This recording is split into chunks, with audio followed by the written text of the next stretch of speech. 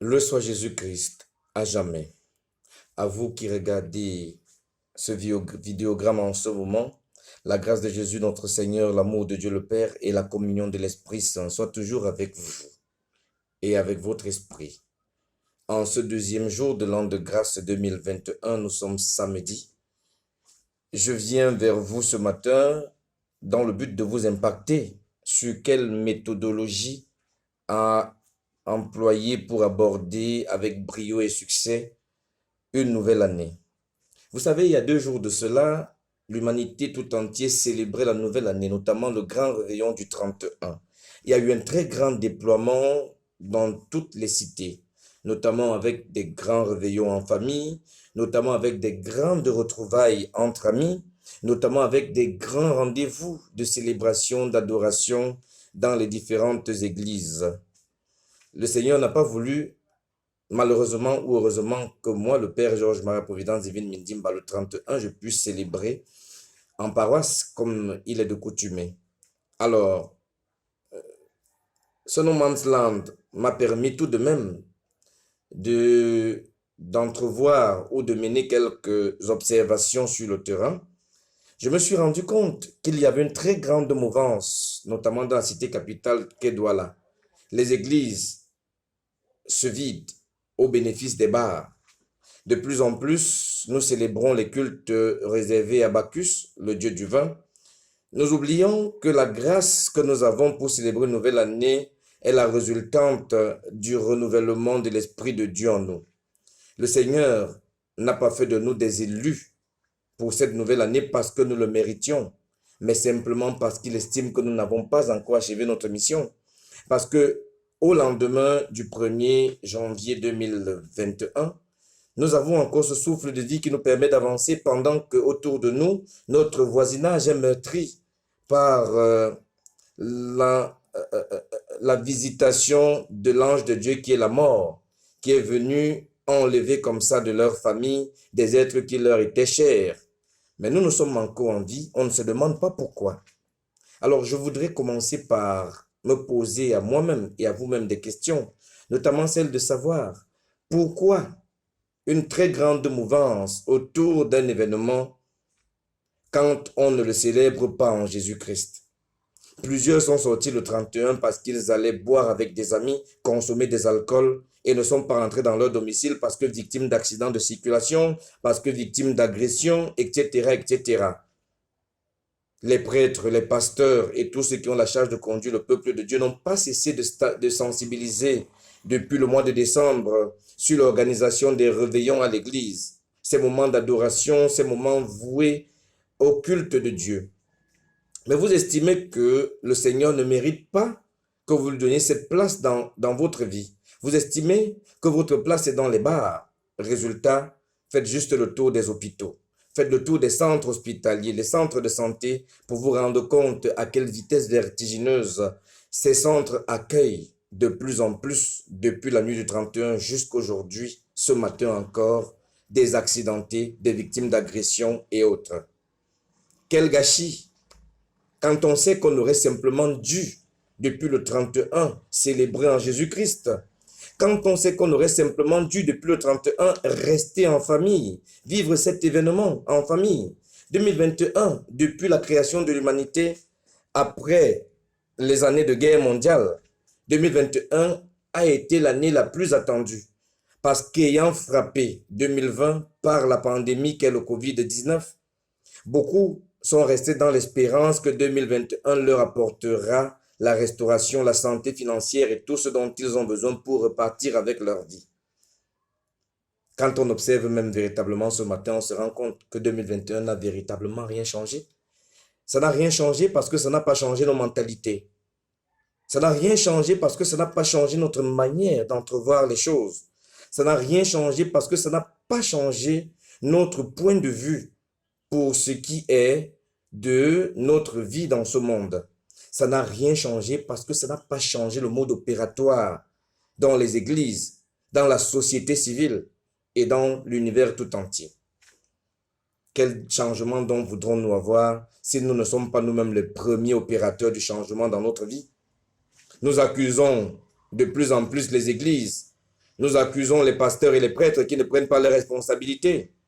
Les oints de Dieu se tirent entre eux en se disant chacun qu'ils détiennent le message de vérité. Mais le message de vérité n'est pas celui que nous véhiculons.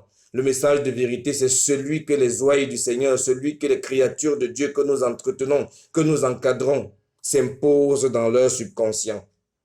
Nous avons beau enseigner tous les jours via les réseaux sociaux, via les médias, les conscientiser sur l'importance d'abandonner leur mode opératoire d'hier, d'antan, et de se retourner véritablement vers le Seigneur.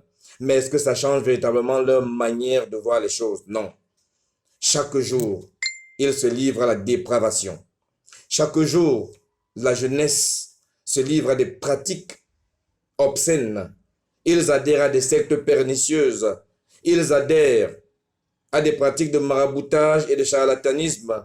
Ce sont eux encore qui font la prostitution religieuse. Hier, ils sont chez le père Georges-Marie. Demain, ils sont chez le pasteur Étienne. Après-demain, ils sont chez l'archi-prophète, l'archi-pape, l'archidiacre. Tous les titres qu'on s'affuble dans l'église. Ils sont même à la recherche de quoi on ne comprend pas. Tant que le peuple de Dieu ne change pas sa mentalité, le peuple de Dieu lui-même se livre à la déconjecture, se livre à des pratiques infernales et ça empêche que le monde tout entier n'avance. Qu'est-ce qu'il faut véritablement faire pour inverser les rôles afin que en 2021 nous puissions rentrer dans la gloire du Seigneur? Il faut commencer par changer sa mentalité. Plusieurs parmi vous ont déjà bu leur maison dans des bars, à force de s'asseoir tous les jours avec des amis pour boire à des montants exorbitants. Des gens rentrent dans des bars avec 200 000 et le matin n'arrivent pas à rationner leur maison. C'est leur projet de construction qu'ils sont en train de boire dans les bars comme ça. Des gens ont une fréquence sexuelle sans précédent. Tous les jours, ils sont avec des Jézabel, des belles de nuit. On se demande bien ce qu'ils recherchent. Et quand on sait qu'aujourd'hui, les belles de nuit, les Jézabel coûtent au minimum 30 000 francs, d'après l'enquête que nous avons menée, si vous dépensez 30 000 toutes les nuits sur une belle de nuit, au lieu de chercher à vous marier, d'avoir une vie paisible dans votre foyer, c'est votre maison que vous avez déjà construite sur une Jézabel qui prendra cet argent et elle investira. Et demain, c'est vous qui irez encore demander des prêts chez elle, pendant qu'elle sera dans une vie luxueuse, dans une vie plus confortable que la vôtre. Il faut se donner une certaine discipline pour pouvoir vivre la gloire de Dieu durant toute une année. Commencez par renoncer au péché. Commencez par renoncer à la fornication. Commencez par renoncer aux excès. Ce sont les excès qui nous empêchent d'économiser. Quand on fait des excès de table à la maison, pendant que votre femme a planifié la ration pour 1 mois, c'est encore vous qui êtes en train d'imposer que la ration d'1 mois se consomme en 10 jours. Comment vous pensez que vous ferez des économies? Pendant que vous êtes en train d'aller ruiner vos économies dans des bars, pendant que vous êtes en train de ruiner vos économies dans des véhicules de luxe, alors que vous serez en train de mettre cela pour la construction de certains édifices qui vous rapporteront de l'argent. D'aucuns se plaignent qu'ils sont ils sont en chômage. Vous êtes en chômage pour quelle raison? Est-ce que vous êtes qualifié à quoi que ce soit? Aujourd'hui, on ne recrute que des gens qualifiés. On ne recrute plus sur la base de « je suis linguiste, je suis généraliste ». Aujourd'hui, le monde a besoin des talents. Le monde a besoin des gens qualifiés. Les entreprises ne recrutent que des gens qualifiés. Vous gagnerez mieux pour cette année de grâce 2020 au lieu de vous concentrer sur des petits commerces et à perdre du temps à dépenser des sommes faramineuses dans des bars, à opter pour des formations qui vous ouvriront les portes dans le monde de l'emploi. Et quand vous trouverez de l'emploi, économisez. Économisez encore et encore et cherchez surtout à avoir une compagne digne qui vous accompagnera durant le restant de votre vie. Il est hors de question qu'en 2021, on continue d'avoir Pierrette, Janine, Esther et toutes ces femmes qui sont autour de nous. Faites votre choix et restez-y. Restez fidèles à votre compagne, à votre compagnon. Ensemble, soumettez votre relation à Jésus-Christ. Il vous portera au plus haut des cimes et il vous conduira dans sa mansuéture divine vers la gloire. Vous savez, à force d'échanger de partenaires sexuels, ce sont des énergies que vous échangez aussi pendant que vous copulez avec eux. Tel viendra ravir vos chances. Parce que vous avez une femme sorcière qui vient vers vous, elle se rend compte que votre étoile brille et le fait que vous copulez ensemble, elle vide votre énergie par le biais des rapports sexuels. Et c'est vice-versa, c'est le cas aussi pour les hommes. Et on se demande pourquoi on n'avance pas. Hier, on avait des marchés qui étaient en train de fonctionner, qui étaient en train d'aller bien. Et subitement, Satan commet une femme comme ça qui viendra vous vider de tout ce que vous possédez déjà et vous vous retrouvez en train de régresser au lieu de progresser. Il en est de même pour les gens que vous hébergez dans vos domiciles. C'est bien d'être l'âge, c'est bien de croire que vous avez la responsabilité des autres dans vos familles. Mais sachez que souvent, ce sont ces gens que vous hébergez chez vous qui viennent vous tuer dans vos propres domiciles. Ce sont eux qui amènent des totems chez vous. Ce sont eux qui amènent des amulettes chez vous. Ce sont eux qui viennent détourner les cerveaux de vos enfants. Vos enfants qui hier étaient intelligents à l'école se retrouvent parmi les plus idiots de leur génération parce que ceux que vous hébergez chez vous sont ceux qui viennent vous mettre dans les pires des conditions de vie. Ce sont vos premiers ennemis. Quelle attitude véritablement employer pour avancer? Les maisons que vous prenez quand vous partez aménager dans des domiciles, vous ne savez pas comment les bailleurs construisent leurs concessions. Vous entrez simplement comme ça, comme si c'est vous qui êtes propriétaire de cet immeuble, sans appeler un prêtre, sans appeler un pasteur afin qu'il vienne sanctifier les lieux. Et vous êtes surpris d'entendre des bruits bizarres pendant que vous dormez dans la nuit. Vous êtes surpris de recevoir des visites des colonies de cafards, des totems. Vous êtes surpris de perdre des enfants dans ces maisons. Vous êtes surpris de vivre des blocages, de perdre vos emplois. Il faut savoir faire le choix. La vie, c'est le choix.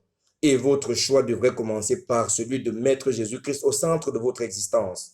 Même quand vous partez demander de l'emploi, si on vous appelle pour un entretien quelconque, allez d'abord consulter votre prêtre ou votre pasteur afin qu'il vous donne des conseils, afin qu'il prie pour vous, afin qu'il élève vers Dieu sa prière pour que cet emploi soit profitable à vous. Il y a des employeurs qui vous donnent le salaire à la fin du mois et cet argent qu'ils vous donnent, c'est de l'argent qui vient de la secte, de la loge et cet argent ne vous servira à rien. Il y en a qui n'arrivent pas à faire des économies, qui n'arrivent pas à épargner.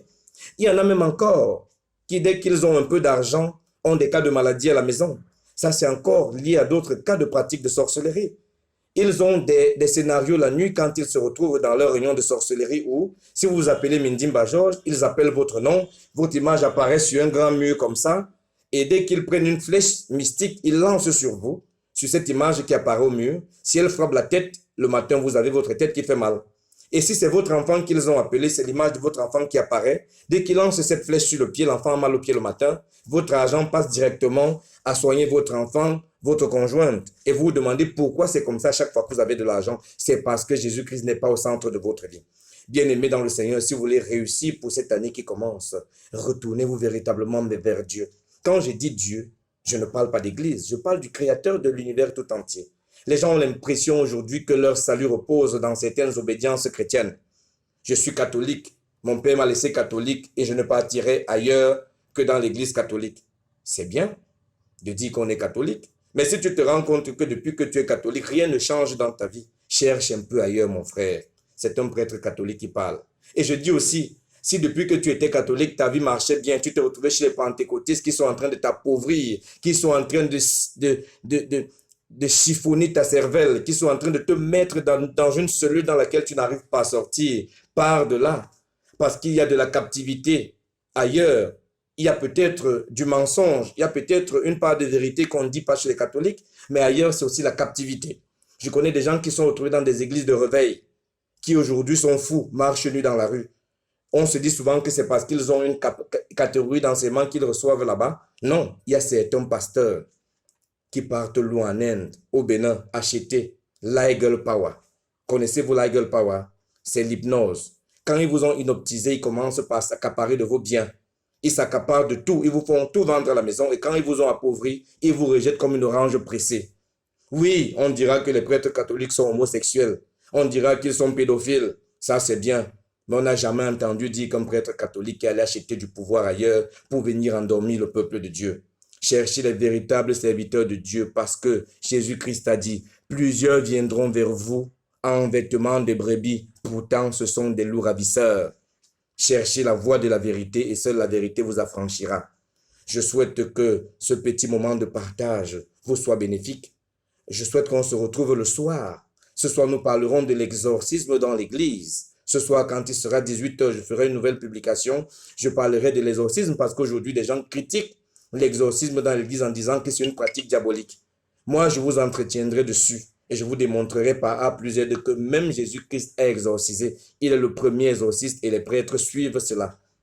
Que le Seigneur bénisse votre journée, qu'il vous remplisse de son Esprit Saint, qu'il vous accompagne durant l'an de grâce 2020, qu'il vous restaure totalement et qu'il vous accorde de vivre sa gloire. Je déclare pour vous en 2021 que c'est une année d'excellence. Que le Seigneur vous bénisse au nom du Père, du Fils et du Saint-Esprit. Amen. Loué soit Jésus-Christ à jamais. N'oubliez pas, si vous avez aimé, abonnez-vous et partagez parce que ce